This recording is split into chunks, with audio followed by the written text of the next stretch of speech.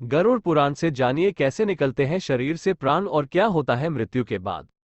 Life after death according to Garuda Purana. Garuda Purana में ऐसा वर्णन मिलता है कि यमराज के दूत आत्मा को यमलोक तक ले जाते हुए डराते हैं और उसे नरक में मिलने वाले दुखों के बारे में बताते हैं।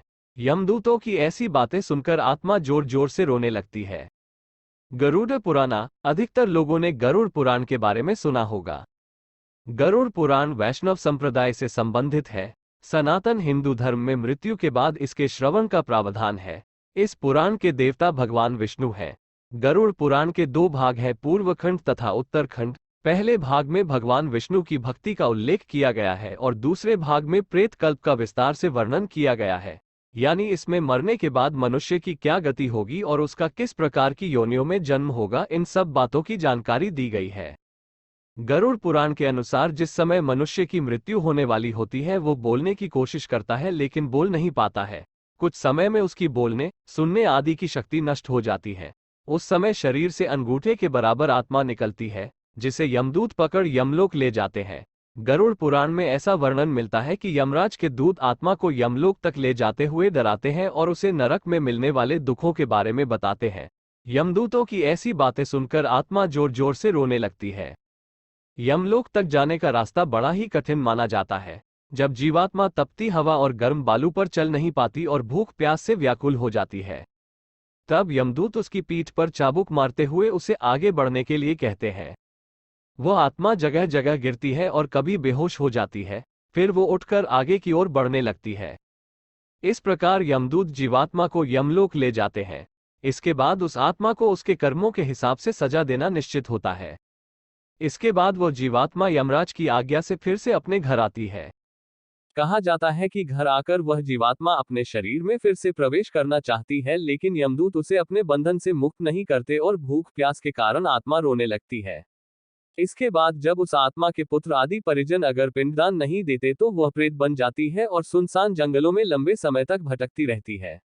गरुड़ पुराण के अनुसार मनुष्य की मृत्यु के बाद 10 दिन तक पिंडदान अवश्य करना चाहिए।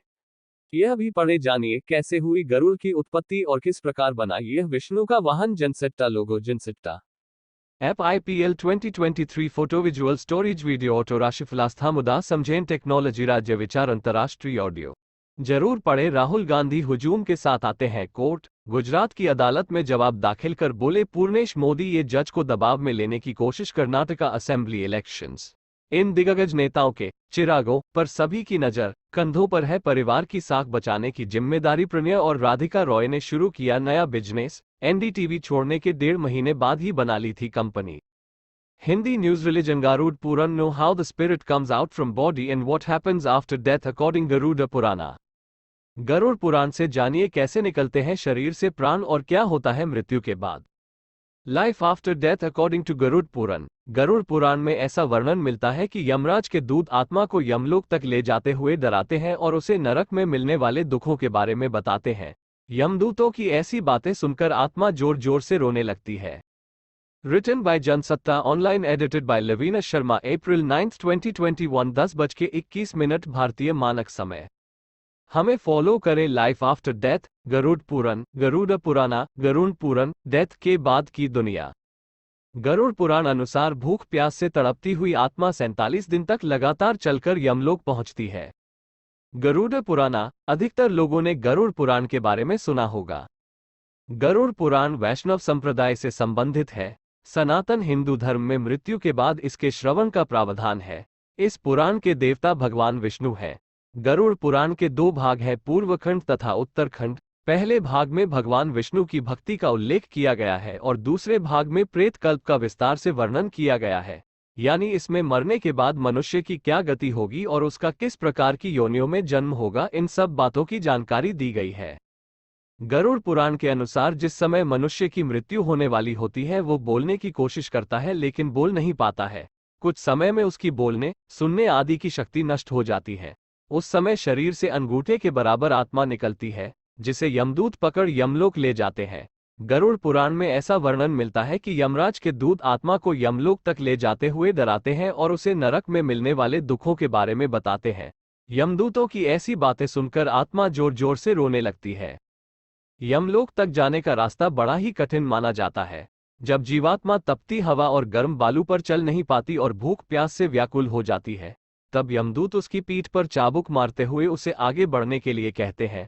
वह आत्मा जगह जगह गिरती है और कभी बेहोश हो जाती है, फिर वो उठकर आगे की ओर बढ़ने लगती है। इस प्रकार यमदूत जीवात्मा को यमलोक ले जाते हैं। इसके बाद उस आत्मा को उसके कर्मों के हिसाब से सजा देना निश्चित होता है। इसके बाद वह जीवात्मा यमराज की आज्ञा से फिर से अपने घर आती है। कहा जाता है कि घर आकर वह जीवात्मा अपने शरीर में फिर से प्रवेश करना चाहती है, लेकिन यमदूत उसे अपने बंधन से मुक्त नहीं करते और भूख प्यास के कारण आत्मा रोने लगती है। इसके बाद जब उस आत्मा के पुत्र आदि परिजन अगर पिंडदान नहीं देते तो वह प्रेत बन जाती है और सुनसान जंगलों में लंबे समय तक भटकती रहती है। गरुड़ पुराण के अनुसार मनुष्य की मृत्यु के बाद 10 दिन तक पिंडदान अवश्य करना चाहिए। ये भी पढ़े जानिए कैसे हुई गरुड़ की उत्पत्ति और किस प्रकार बना यह विष्णु का वाहन। यमदूतों द्वारा 13वें दिन फिर से आत्मा को पकड़ लिया जाता है। इसके बाद वह भूख प्यास से तड़पती 47 दिन तक लगातार चलकर यमलोक पहुंचती है। गरुड़ पुराण अनुसार बुरे कर्म करने वाले लोगों को नरक में कड़ी सजा दी जाती है। जैसे लोहे के जलते हुए तीर से इन्हें बींधा जाता है, लोहे के नुकीले तीर में पाप करने वालों को पिरोया जाता है। कई आत्माओं को लोहे की बड़ी चट्टान के नीचे दबाकर सजा दी जाती है। किस आत्मा को क्या सजा मिलनी है ये उसके कर्म निश्चित करते हैं। ये भी पढ़े गरुड़ पुराण की इन बातों को अपनाकर आप कभी नहीं होंगे परेशान।